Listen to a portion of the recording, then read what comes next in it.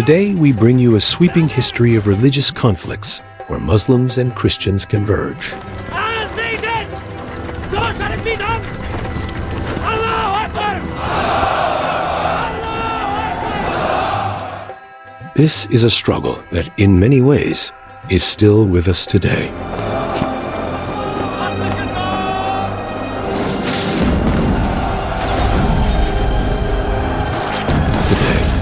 Here, we will explore the tumultuous events known as the Crusades.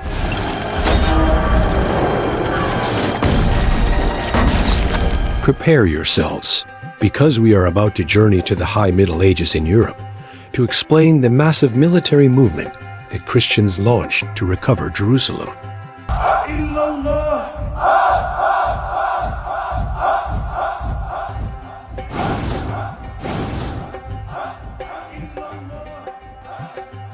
First, we must ask, what exactly were the Crusades? Why did they emerge? How many occurred? And what lasting consequences did they leave on Europe? These campaigns were organized by the popes and Western powers. Their primary goal was to retake Jerusalem and the Holy Land from Muslim control, and then to defend those conquests. In essence, these were religious wars driven by the Catholic Church to reclaim sacred sites. To understand this conflict, we must set the stage. Around the year 1000, Constantinople stood as the most prosperous and powerful city in the known world. It was the capital of the Byzantine Empire, boasting a strong government and a powerful military.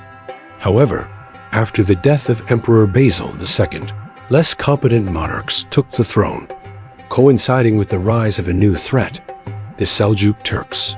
These were nomadic tribes who had converted to Islam and were conquering territories toward the west. The Seljuk Turks and the Byzantine Empire clashed at the Battle of Manzikert in 1071. The result was a devastating defeat for the Byzantines, leading them to lose most of Asia Minor, particularly Anatolia. The Seljuks continued their advance, reaching the very gates of Constantinople. Crucially, they also arrived at the city of Jerusalem in the year 1070. It was here, in Jerusalem, where the massive conflict truly ignited. The region of the Holy Land, which included territories such as the county of Edessa, the Principality of Antioch, Tripoli, and especially Jerusalem, was considered sacred by Christians, Jews, and Muslims alike. So I say let them come! Let them come! Come on! Come on! Concerned by the Turkish advance, Christians feared that failure to act could signal the end of their cherished religion. In 1095, Alexius I, the Emperor of Byzantium, urgently requested military assistance to combat the Seljuk Turks who threatened Constantinople. This opportunity was seized by Pope Urban II. The Pope called upon all Christians to fight not only against the Turks on Byzantine soil, but also to liberate Jerusalem and the birthplace of Christ.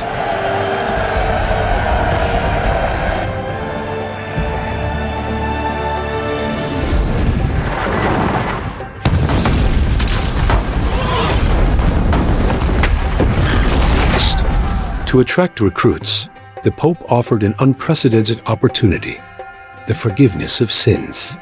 He also promised to protect the properties of those who embarked on the journey eastward as crusaders. The primary causes driving the Crusades were threefold.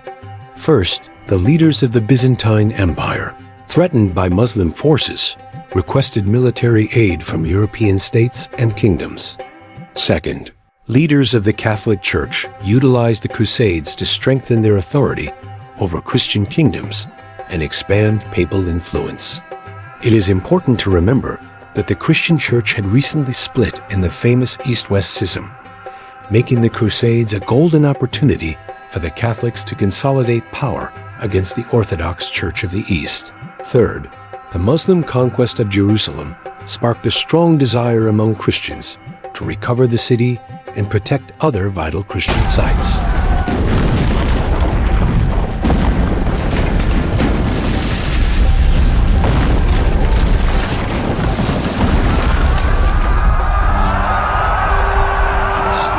Between the 11th and 13th centuries, 8 major crusades were fought, alongside many of lesser importance.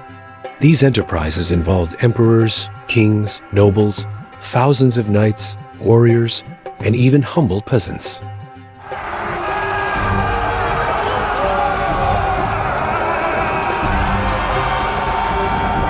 The First Crusade began after Pope Urban II made his appeal at the Council of Clermont in France. Although there were many later campaigns, none were as successful for the Christians as the First Crusade. This campaign was divided into 2 main efforts: a chaotic popular movement led by Peter the Hermit, which failed, and the more organized Crusade of the Princes. Led by nobles such as Godfrey of Bouillon, the Crusaders successfully recovered Jerusalem in 1099, marking a happy ending for the Christians of that era.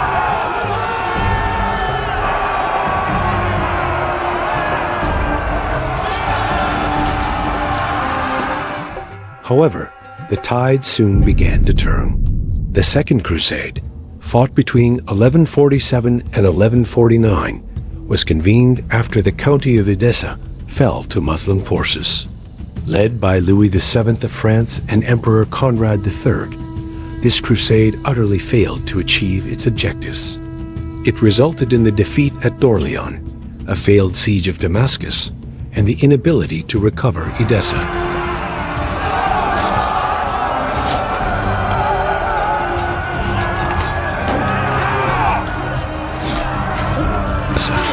Muslim forces began to reap major successes. A highly competent commander named Nur al-Din conquered Antioch and liquidated the remainder of the county of Edessa. Following him came Saladin, a Kurdish sultan governing Egypt and Syria. Saladin's aspirations were focused on the strategic expansion and unification of Islam. In 1187, Saladin led his troops to victory at the Battle of the Horns of Hattin.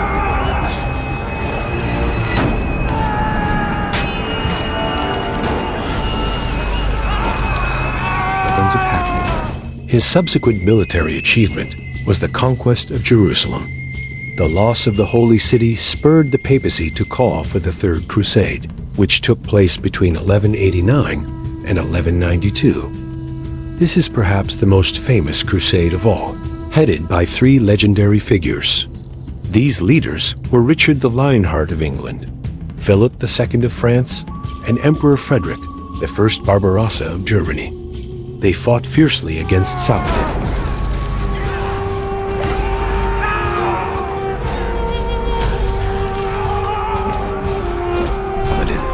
The Christians achieved some partial success, capturing the city of Acre in 1191. Acre then became the new capital of the Kingdom of Jerusalem in the Latin East. Although they failed to permanently recover the Holy City of Jerusalem, the fierce rivalry between Richard the Lionheart and Saladin concluded with a diplomatic agreement. This agreement established free passage to Jerusalem for Christian pilgrims. Unfortunately, the remaining crusades generally had minor repercussions and often ended in catastrophes for the Christian side. The Fourth Crusade, initiated in 1202, was perhaps the most controversial. Instead of heading to the Holy Land to fight Muslims, Western leaders and the Venetians diverted the crusade to Constantinople.